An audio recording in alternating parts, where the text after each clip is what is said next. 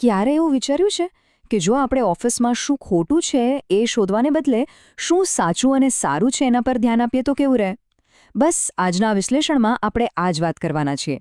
આપણે કાર્યસ્થળને એક નવી જ નજરથી જોઈશું, એક એવી જગ્યા તરીકે જ્યાં લોકોનો વિકાસ થાય. ચાલો સમજીએ કે આ કેવી રીતે શક્ય છે. જ્યારે પણ મેનેજમેન્ટ શબ્દ સાંભળીએ ત્યારે મગજમાં શું આવે? પ્રોબ્લેમ સોલ્વિંગ, બરાબર ને? કોઈ સમસ્યા ઊભી થાય અને આપણું કામ એને ફટાફટ ઠીક કરી દેવાનું. પણ શું ખરેખર કાર્યસ્થળ એટલે માત્ર સમસ્યાઓનો ભંડાર જેને આપણે સતત કાબૂમાં રાખવાનો છે? કે પછી એનાથી કંઈક વધુ હોઈ શકે? બસ આ જ સવાલ આપણને એકદમ નવા દૃષ્ટિકોણ તરફ લઈ જાય છે. આ આખી વાતને સમજવા માટે બગીચાનું ઉદાહરણ એકદમ પરફેક્ટ છે. વિચારો કે આપણું કાર્યસ્થળ એક બગીચો છે. આપણો જૂનો અભિગમ શું કહે છે કે બગીચામાં જે નકામું ઘાસ ઉગ્યું છે એને ખેંચીને કાઢી નાખો. પણ એક નવો અને વધુ સારો વિચારે છે કે હા, ઘાસ કાઢવું જરૂરી છે, પણ એનાથી પણ વધુ જરૂરી છે સારા ફૂલ છોડને પાણી આપવું, એમને ખાતર આપવું, એમની સંભાળ રાખવી. આ જ વિચારધારાનો પાયો છે. તો આ જે બગીચાવાળી વાત છે ને, એની પાછળ એક આખો કોન્સેપ્ટ છે. એનું એક ઔપચારિક નામ છે પોઝિટિવ ઓર્ગેનાઇઝેશનલ બિહેવિયર, અથવા ટૂંકમાં કહીએ તો POB. ચાલો હવે આ શબ્દને ઊંડાણપૂર્વક સમજીએ અને જોઈએ કે એનો ખરેખર અર્થ શું થાય છે. ઓકે, હું જાણું છું આ વ્યાખ્યા થોડી ભારે અને એકેડેમિક લાગે છે. ચાલો એને એકદમ સરળ બનાવીએ. POBનો મતલબ છે કે લોકોમાં શું ખામી છે એ શોધવાને બદલે એમની તાકાત શું છે એના પર ફોકસ કરવું.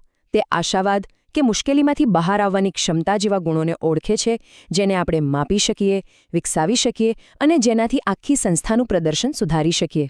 તો પછી આ બધું કરવા પાછળનો હેતુ શું છે? POBના લક્ષ્યો ખૂબ જ સ્પષ્ટ છે.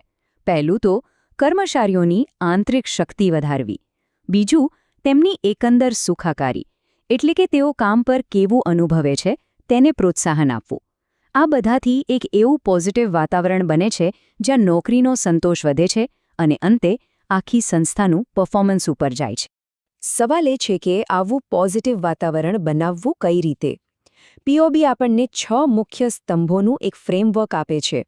આને તમે એક મજબૂત અને સકારાત્મક સંસ્કૃતિ બનાવવા માટેના બિલ્ડિંગ બ્લોક સમજી શકો છો. ચાલો જોઈએ કે આ 6 પાયા કયા છે. આ રહ્યા એ 6 સ્તંભો: આશાવાદ, આશા, સુખ, સ્વ-અસરકારકતા, ભાવનાત્મક બુદ્ધિ અને સ્થિતિસ્થાપકતા. આ દરેક સ્તંભ પોતે જ બહુ શક્તિશાળી છે. સમયની મર્યાદાને કારણે આપણે આજે બધા પર તો વાત નહીં કરી શકીએ, પણ ચાલો એમાંથી 3ને જ જરા નજીકથી જોઈએ, જેથી એનો ખ્યાલ આવે. પણ યાદ રાખજો, એક ઉત્તમ કાર્યસ્થળ માટે આ 6 જરૂરી છે. ચાલો શરૂઆત કરીએ સ્વ-અસરકારકતાથી. સાવ સાદા શબ્દોમાં કહીએ તો આનો મતલબ છે વ્યક્તિનો પોતાની કાબેલિયત પરનો અતૂટ વિશ્વાસ. જ્યારે કોઈ કર્મચારીને દિલથી એવું લાગે કે હા, આ કામ હું કરી જ શકીશ, ત્યારે એની પ્રેરણા અને કામગીરી બંને એક અલગ જ લેવલ પર પહોંચી જાય છે. આ એક બહુ જ મોટું પ્રેરક બળ છે. બીજો અને બહુ જ મહત્વનો સ્તંભ છે સ્થિતિસ્થાપકતા, જેને આપણે બાઉન્સ બેક કરવાની ક્ષમતા પણ કહી શકીએ. મતલબ કે કોઈ મુશ્કેલી આવે, તણાવ આવે કે નિષ્ફળતા મળે તો એમાંથી પડી ભાંગવાને બદલે ફરીથી મજબૂતાઈથી ઊભા થવાની તાકાત. જે કાર્યસ્થળમાં આ ગુણ હોય ત્યાં બદલાવ અને દબાણને વધુ સારી રીતે હેન્ડલ કરી શકાય છે. અને હવે વાત કરીએ આશાવાદની. આ સ્લાઇડ એને બહુ સરસ રીતે સમજાવે છે. આશાવાદ એટલે ખાલી બધું સારું થઈ જશે એવું વિચારવું નહીં, પણ સક્રિય રીતે ભવિષ્યને પોઝિટિવ નજરથી જોવું અને ગમે તેવી પરિસ્થિતિમાં પણ સારા પાસાઓ શોધવા પર ધ્યાન કેન્દ્રિત કરવું. આ માઇન્ડસેટ પડકારોને પણ તકમાં ફેરવી શકે છે. ઠીક છે, આ બધી થિયરી તો બહુ સારી લાગે છે, પણ સાચે જ આનાથી કોઈ ફરક પડે છે ખરો? વાસ્તવિક દુનિયામાં આનો શું ફાયદો? આ બધું કરવું શા માટે જરૂરી છે? ચાલો હવે જોઈએ કે જ્યારે કોઈ સંસ્થા આ સિદ્ધાંતોને અપનાવે છે ત્યારે કેવા નક્કર પરિણામો જોવા મળે છે. જરા ચાર્ટ પર નજર કરો. આંકડાઓ જાતે જ બધી વાત કહી દે છે. અહીં સ્પષ્ટપણે દેખાય છે કે POB સિદ્ધાંતો લાગુ કર્યા પછી કર્મચારીઓનો સંતોષ અને કામ સાથેનું તેમનું જોડાણ બંનેમાં જબરદસ્ત વધારો થયો છે. અને એ તો સીધી વાત છે.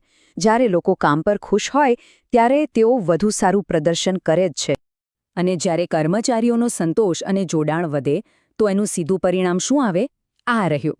સંસ્થાના એકંદર પ્રદર્શનમાં મોટો ઉછાળો. આ માત્ર અનુભવની વાત નથી, આ હકીકત છે. જ્યારે લોકો કામ પર આવવા માટે ઉત્સાહિત હોય ત્યારે તેમની ઉત્પાદકતા વધે છે અને એનાથી સીધી જ સંસ્થાની સફળતાને વેગ મળે છે. તો ચાલો ફટાફટ આખી વાતનો સાર સમજી લઈએ. પહેલું, પીઓબી આપણું ફોકસ પ્રોબ્લેમ્સ પરથી હટાવીને સ્ટ્રેન્થ પર લાવે છે. બીજું, તે 6 મજબૂત સ્તંભો પર ટકેલું છે. ત્રીજું, એનું ધ્યેય માત્ર કર્મચારીઓને ખુશ રાખવાનું નથી, પણ સંસ્થાનું પ્રદર્શન પણ સુધારવાનો છે. અને છેલ્લે, આ બધું મળીને એક વધુ પોઝિટિવ અને અસરકારક વર્ક કલ્ચર બનાવે છે. આ વિશ્લેષણના અંતે એક સવાલ સાથે છોડી જાઉં છું. આપણે જે 6 સ્તંભોની વાત કરી, આશાવાદ, આશા, સુખ, સ્વ-અસરકારકતા, ભાવનાત્મક બુદ્ધિ અને સ્થિતિસ્થાપકતા, એમાંથી કયો એવો સ્તંભ છે જે આપણા પોતાના કાર્યસ્થળમાં સૌથી મોટું અને સકારાત્મક પરિવર્તન લાવી શકે છે? આના પર વિચાર કરવાથી કદાચ આપણને સુધારાનો માર્ગ મળી શકે છે.